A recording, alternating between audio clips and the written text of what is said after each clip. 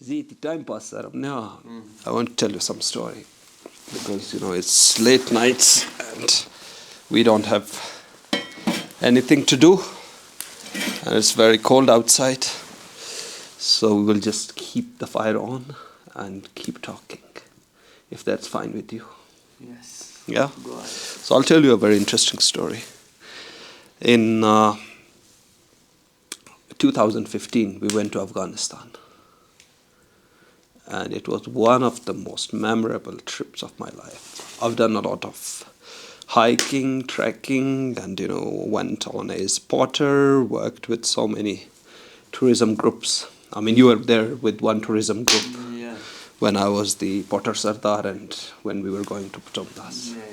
So similar, I've been in a lot of such adventures. One is very interesting, of Afghanistan. The reason I want to tell this to you is because it will inspire you. It's an inspiring story. So what happened was in 2015, I was in my house. So there were some friends from Karachi and Lahore from NCA where I was studying.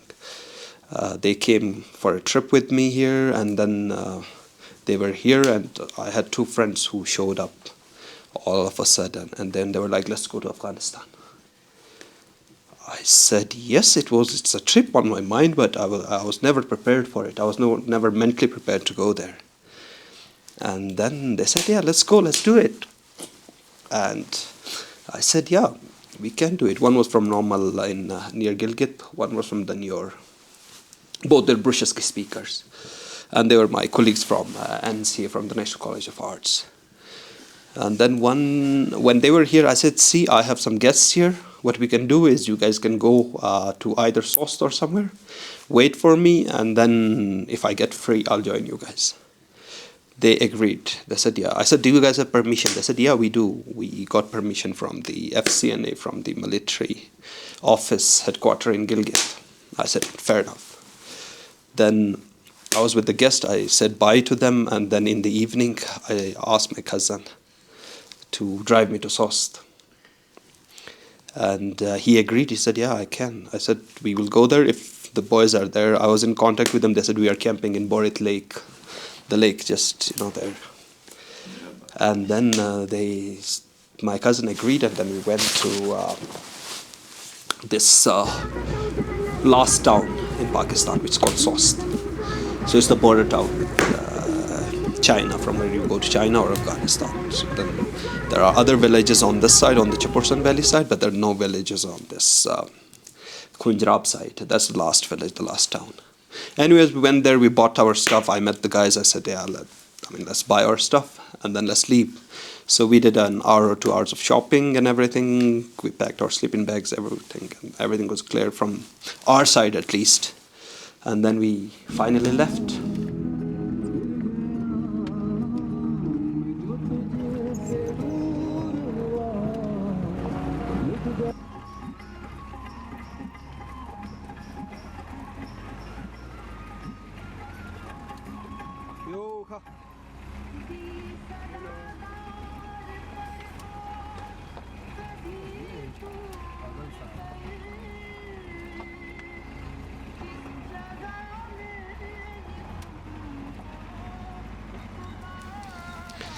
We went to this village called Shitmerk or Zudkhor, which is like the last village in Chaporsan Valley.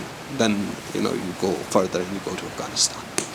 Anyways, we stayed there the night. The next morning we woke up. We said, hey, see, we have a lot of luggage. We cannot carry this luggage with us. Let's hire a donkey from someone. Because some of the locals told us that there are some donkeys which you can hire.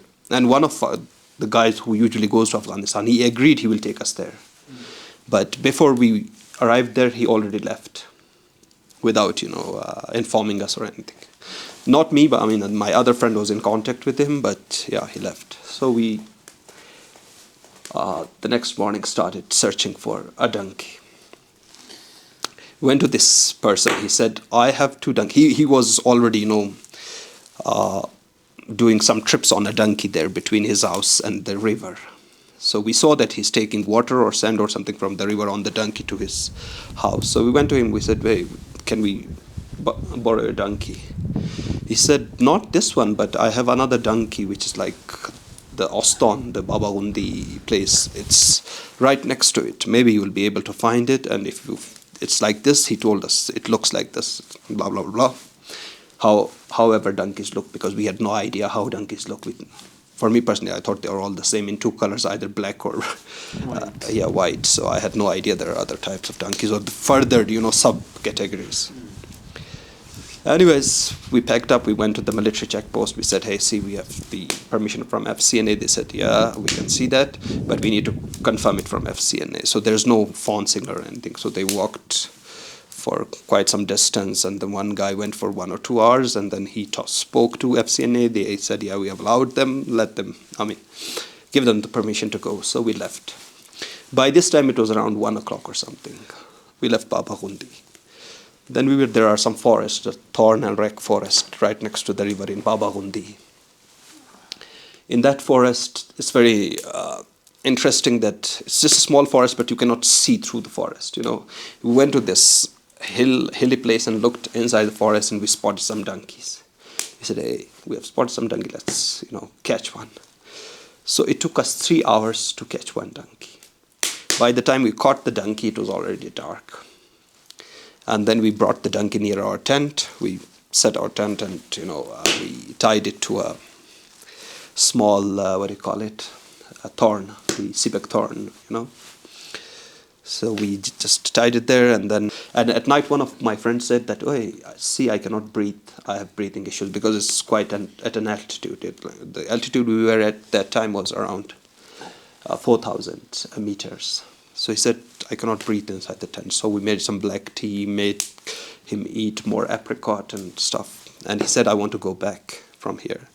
And then the other guy insisted, no, you cannot go back. Now we are already here, so let's do it, and blah, blah, blah. Fair enough, we slept the night, and it was raining the whole night. And when we woke up in the morning, it was already snow everywhere. It was the end of September, I believe. Or mid of September. Yeah, mid of September. So in the next morning, we did our breakfast, and then we loaded everything on the donkey. To our surprise, there was another donkey with that donkey, which seems like its baby. But we tried to, separate them, but the baby was still following us. But also, we didn't know how to load a donkey. It was our first time to load a donkey. So we loaded it our way. And then we went halfway. The donkey was quite slow, and we were like, okay, it's going to get used to this path because it's a very rough path. But as soon as we started climbing, the donkey got really slow, till we reached a certain point.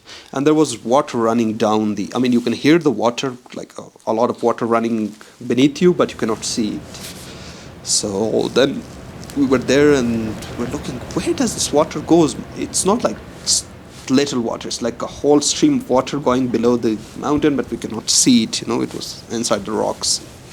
We said, hey, let's see where this water comes out. It's quite interesting, just the sound. So we went a bit down, and then we saw a guy who was sitting down there near the cow shed and goat shed, and he was most probably a shepherd. So we went to him. He said, hey, where are you guys from? We said, we are from this place. He said, where are you heading to? We said, Afghanistan. He said, oh, that's nice. From where? I said, from Irshad Pass. He said, okay, great. So we said, what are you doing here? He was like, I'm here just for my turn of Shpanig, when you take turns as a shepherd. So it was his turn, and he said, I am with 3 other colleagues. They are somewhere in the mountain. So do you guys want to drink tea? We said, yeah, sure. So he made us some tea. We drank tea there. We got some energy, and then we started walking again. So we walked for almost, he said, after 1 or 2 hours, you will meet my colleagues. So we walked for almost 4 or 5 hours, but we didn't meet anyone. And also the donkey was trying to go up, but we were trying to press him down. Not going up this side. Mind being poor my language. It will come. So yeah. So anyways, what happened was we reached at a place, and we camped. We set our tent there. We tied the donkey to this place, and we asked DJ, you can sit here and make us some food. we will go and try to find out the way. So me and the other guy, Ali Atif, we went up the hill. And DJ was still at the, his name is Naveed, so DJ because he's a musician and he plays music and makes music. So that's why we call him DJ the whole time. So yeah, Naveed stayed back, me and Ali Atif went. We went and we went quite far, almost 1 hour of walk, and then we saw a glacier starts from there onward. And the glacier ends up into a mountain, which is like this steep mountain that goes up, and it's all covered with snow. Me and Ali Atif were looking at each other that we are not even prepared for all these gears and going to such a height. If this is the way to Afghanistan, it's almost impossible to cross over the mountain because it's so high and so snowy and everything. And we said, might be that we are wrong. We are on the wrong path. Because we also didn't see the shepherds. The guy was saying that there would be shepherds. Hey, let's go back to the shepherds. It was around 10 o'clock. We finished our food and everything. At 1 o'clock, we put everything there, our tent and everything. Me, Ali Atif, and we had our lamps and everything. So we came all the way from that place down to the shepherd's hut, which was like 2 hours away.